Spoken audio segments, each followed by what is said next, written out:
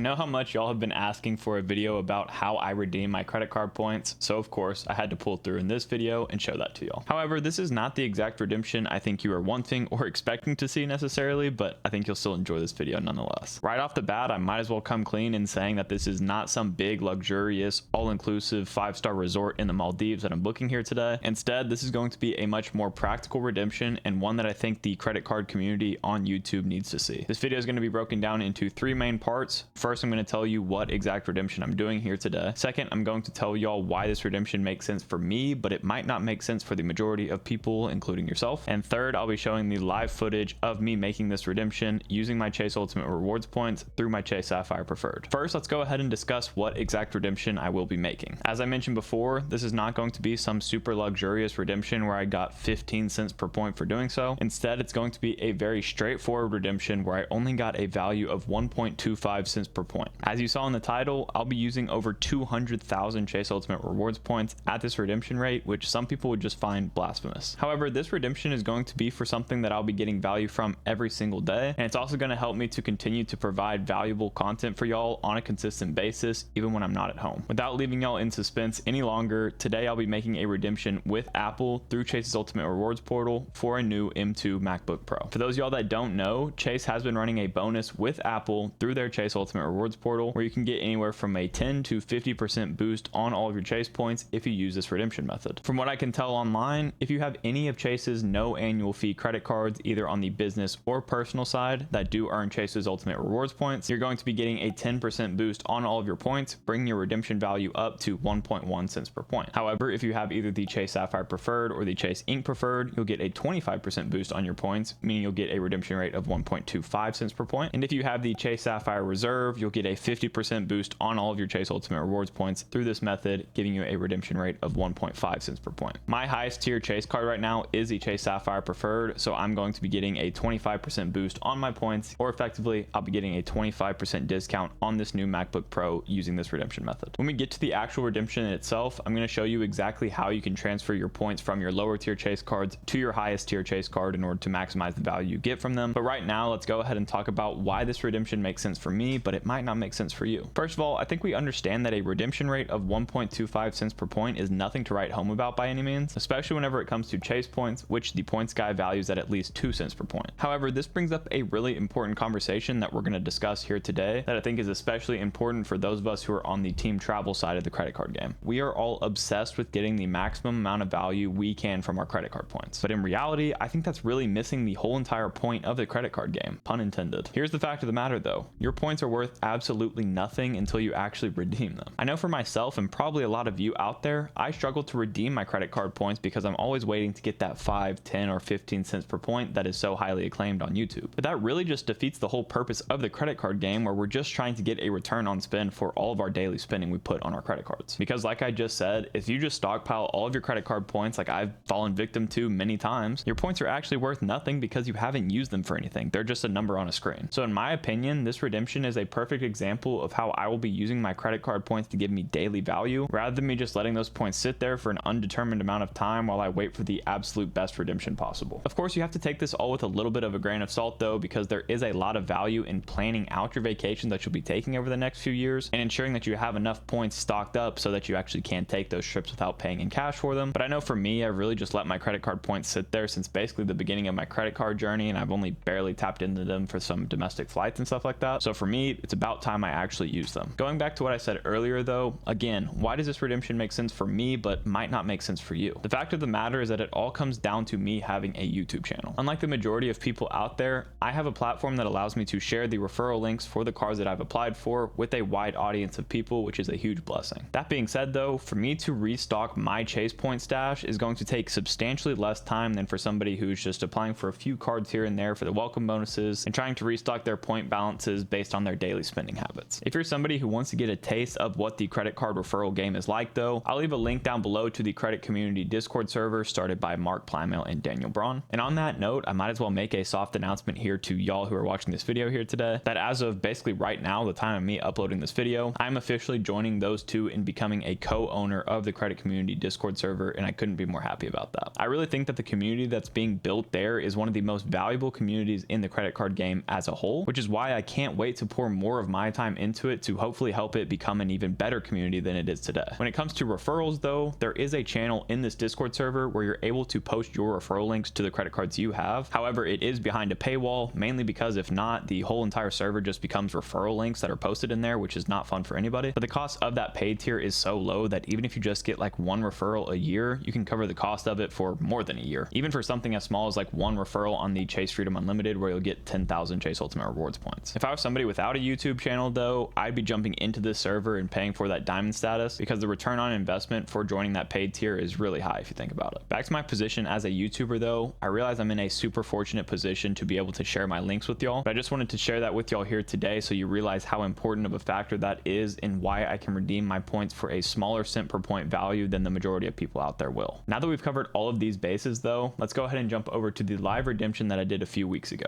Okay, so let me first go ahead and show y'all how you can combine Chase points from any different card onto your highest tier Chase card to get the most value from it. And then after that, I will show you exactly how I did this redemption and got a 25% discount on this computer that I'm buying. So first things first, I just came to my Chase account, and yes, this is my Chase for Business account because it links my business cards and my personal cards all in one place. But as you can see here, you can come to the rewards tab on the right to go ahead and access all of your Chase Ultimate Rewards points across all of your cards. Once you click in there, it'll bring you to a screen where it shows you all of the different cards that you have with Chase, including, as you can see here, my business and personal cards. And it shows you the available points on each of these cards, and this is where we're going to be able to tell what points we can transfer over to our highest tier cards, but I'm going to show you that here in just a second. Since I know I eventually want to transfer my points to the Sapphire Preferred to make this purchase, I'm going to go ahead and just click the Sapphire Preferred for now. And now that we're on my Sapphire Preferred account page, we can go to the top here with this drop down where it says earn/use. Once we drop this down, you'll see a bunch of different options here for how we can redeem our points or how we can use this card to get us a lot of value. But the first step in this process is going to be combining your points to your Chase Sapphire Preferred or your highest tier Chase card once again in order to get the maximum value you can from the portal or any other redemption method that you get a boost on by using a higher tier card. So for example, if I wanted to transfer my points from my OG Chase Freedom, which I have very little points on, to my Chase Sapphire Preferred, where I want to do basically all of my bookings from Chase in general, all I'd have to do is select the OG Chase Freedom here on the left and the Chase Sapphire Preferred on the right, and then I can click next, and then it asks you how many points you want to move from that card you selected. In this case, I'm just going to move all of the points over since I don't need any points on my OG Chase Freedom right now. So once I put that in, I can click review, and then it shows me that I'm going to have a new point balance on my OG Chase Freedom of 0 points and a new point balance on my Chase Sapphire Preferred of 252,308 points. So as you can see, I'm receiving that 1,149 points onto my Chase Sapphire Preferred, which I can use for bookings through their travel portal or transfer out to travel partners or what have you. So I'll just go ahead and click submit, and then it says you're all set. Your points have already been moved, which is great. Now what we're going to do is go back up to this earn/use tab, and once you drop this down, once again, you have all the different redemption methods you can use. In this specific example, the redemption I'm going to be doing is redeeming for an Apple product. Also, once again, I have to state, as I probably already did, that this is not something that I would recommend everybody do, but considering I have ways to earn a lot of Chase points quickly, this is going to be a redemption I do because I want to use this computer every single day and I need a new one anyways for whenever I travel and stuff. So it just makes sense for me. I'm not recommending this to everybody. So once I selected Apple from that earn/use tab, it brought me to this page where it shows me exactly what my points are worth right now. At the top of the page, it tells me that I do have that 25% boost on all of my points right now. So I do have some extra money that I can be using through this method. And this is only until May 31st of 2023 or while supplies last. So I'm just going to jump on it now, and it is May 11th whenever I'm recording this. But if you are watching this at a later date, this offer is probably expired, but there may be a new one out there, so who knows. Now, as we scroll through the Apple page here through Chase's portal, you can see that you have a bunch of options for things that you can buy through Chase's portal with Apple. Now, personally, I know that I just want a new MacBook Pro, and I'm just going to go ahead and click that link right here. And since this isn't a tech channel, I'm not going to dive super heavily into how I'm speccing out this computer, but I will mention that through Chase's portal, you do not have that many options for the MacBooks that you can get. So for example, let's say I go with the 14-inch, they do allow you to pick a color between the two, and the only real option that you have after that is the processor. So if you go with that first processor, the only storage option you have is 512 gigabytes for your internal SSD, that is. And if you do that, you can basically either pay $2,000 in cash, or you can pay 160,000-ish Chase points right now to get that. So of course, again, you're getting a 25% discount on this computer. To illustrate what I was saying about the limited options though, let's say that I go with the second processor here. The only option I have there for storage is 1 terabyte. So it just makes it,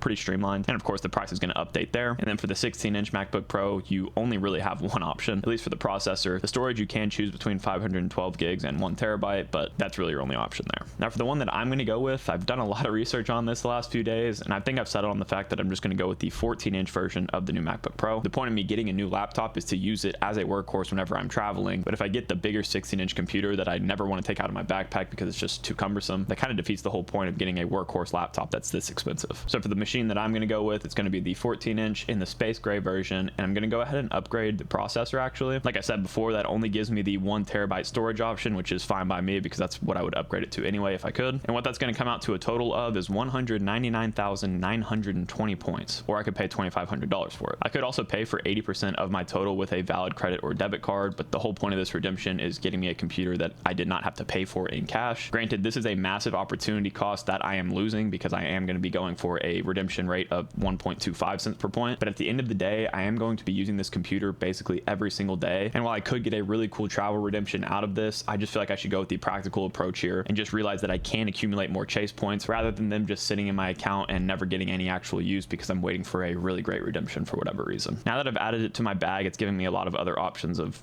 trying to upsell me on other things that I just don't really need. So I'm going to go ahead and review my bag. And then after that, they're going to try to upsell me a little bit more, of course. But what I'm going to do is scroll through all of that mess and go ahead and click checkout. Now, something they didn't show me until now is that the actual points I'm going to have to spend are going to be more than I expected because they start to include the taxes and fees in this last screen. So as you can see here, the total amount of points I'm actually going to have to spend is 216,413 Chase Ultimate Rewards points. Now that's a massive chunk of Chase points. I understand that. But again, I think it's going to be well worth it, and I'm still going to be able to take a lot of trips with the remainder of my points. And heck, maybe it'll push me to actually apply for some more Chase cards because right now I just don't have any desire for them since I have so many points. Those points will be gone in just a few seconds though. If I did pay in cash though, I'd be paying $2,700 for this computer, so I am getting that 25% discount, which is huge. It does give you the 2 different payment options where I could use split pay and go ahead and pay off part of it with my credit card and then part of it with points. But if I select the use points option, it gives me all the exact data that I just shared with you, as well as shows me what my total reward balance will be on this card after making this purchase. That hurts my soul to see, but I'm going to not look at it for very long and just go ahead and make this purchase. So once I click the next step review order page, it's going to bring me to this again. It shows my shipping address here, which you obviously want to make sure that that's correct, and also my payment method, which is going to be all the points that I'm going to use to buy this. Then it lets you go back down to your bag and see all the product details that you are buying. Everything to me looks good here. It does have the upgraded chip like we wanted, as well as it being in space gray, 14 inches, and the 1 terabyte SSD. It says the available to ship time is 4 to 7 business days, so I guess we'll see how long it actually takes to come in, but I'm hoping it's on the lower end of that. And I guess the coolest thing about this whole screen that is,